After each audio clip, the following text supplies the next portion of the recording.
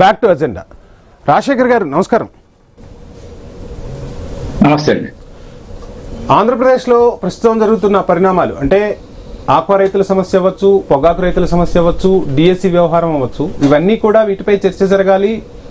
అధికార పక్షం ఆన్సర్ చేయాల్సి ఉంటుంది, ప్రతిపక్షం ప్రశ్నిస్తోంది, ప్రజలు కూడా ఏం జరుగుతుంది అనేది చూస్తారు. అక్కడ ఆ బాధితులు ఎవరైతే ఉన్నారో వాళ్ళందరికీ కూడా న్యాయం చేయాల్సిన బాధ్యత ఉంటుంది. ఇక్కడ ప్రతిపక్ష నాయకుడి పర్యటన చేసిన తర్వాత అసలు ఆ అంశం తెరమరుగవుతుంది. ఇద్దరు కూడా, అటు అధికార పార్టీ కావచ్చు, ఇటు ప్రతిపక్షం కావచ్చు, ఇద్దరు కూడా రాజకీయ విమర్శలు చేసుకుంటున్నారు. మీరు ఇలా అన్నారు, మేము ఈ విధంగా ఉన్నాం, మీ పర్యటన రాజకీయం కోసం, మీ పర్యటన ప్రజలను ఇబ్బంది పెట్టడం కోసం అని అధికార పార్టీ అంటూ ఉంటే, సో మేము పర్యటన చేస్తుంటే మా పర్యటనకు అడ్డంకులు సృష్టిస్తున్నారని చెప్పి అటు ప్రతిపక్షం మాట్లాడుతోంది. అసలు సమస్య పక్కదారి పడుతుందా లేదా, అసలు ఆ కోణంలో చర్చలు కానీ ఆ కోణంలో పార్టీలు కానీ ఆలోచిస్తున్నాయా? నమస్తే అండి. మీకు సహచర ప్యానలిస్టులకి వీక్షకులందరికీ గుడ్ ఈవినింగ్. ఇక్కడ ఒక విషయం మాత్రం స్పష్టం అండి.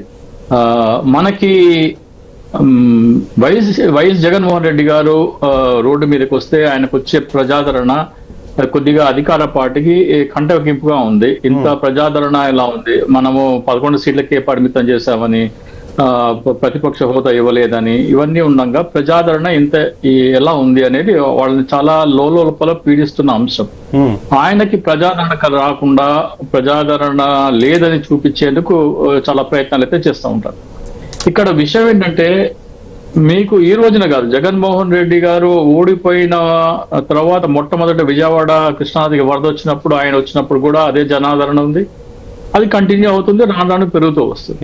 ఇంకా ప్రజా సమస్యల విషయం అంటే, ప్రజా సమస్యల అంశాలకి ఎటువంటి అడ్డంకి లేకుండా స్మూత్ ప్యాసేజ్ ఇచ్చి దాని వరకే పరిమితం చేస్తే తెలుగుదేశం పార్టీ ఒక విధంగా జగన్మోహన్ రెడ్డి గారిని అంశానికే కట్టడి చేసి ఆయనని ఒక విధంగా ప్రజాదరణకి అవకాశం ఇవ్వకుండా దాని వరకే కట్టడి చేసే అవకాశం ఉంది. ఇక్కడ ఏంటంటే, ప్రతిసారి బయటకు వచ్చినప్పుడల్లా ఏదో ఒక వివాదం, ఆ వివాదం వల్ల సమస్య పక్కదో పట్టడమే కాకుండా జగన్మోహన్ రెడ్డి గారి పాపులారిటీ రుజువు చేసుకునే అవకాశం తెలుగుదేశం పార్టీ తనంతట తానే ఇస్తుంది.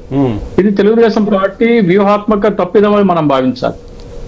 అంటే ఆయన కేవలం ఎటువంటి అడ్డంకి లేకుండా ఆయనకి ఎంత కావాలంటే అంత సమయం ఇచ్చి ఆయన వెళ్ళి మాట్లాడి వచ్చేంత వరకు వీళ్ళు మౌనంగా ఉంటే ఆ సమస్య వరకే ఆయన పరిమితం అవుతారు. కానీ ఇక్కడ ఘర్షణ వాతావరణం ఏర్పాటు చేసి ఆయనని అడ్డుకునేందుకు ప్రయత్నిస్తే ఏమవుతుందంటే, ఆయనకి ఉన్న క్యాడర్ మరింత రెచ్చిపోయి మరింత ఎక్కువ మంది జనాలు రోడ్డు మీదకి వచ్చే అవకాశం ఉంది.